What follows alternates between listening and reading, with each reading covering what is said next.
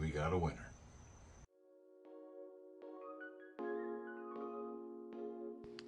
Combine 4 eggs, half cup of milk, half cup of flour, 3 tablespoons of sugar, half teaspoon of salt, 1 teaspoon of vanilla extract, 2 tablespoons of melted butter, and whisk thoroughly.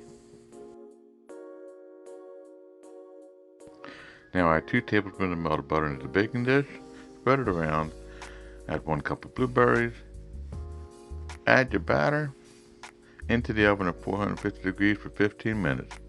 The pancake will shrink as it cools. Sprinkle some powdered sugar here to finish it off. Look at that custardy texture.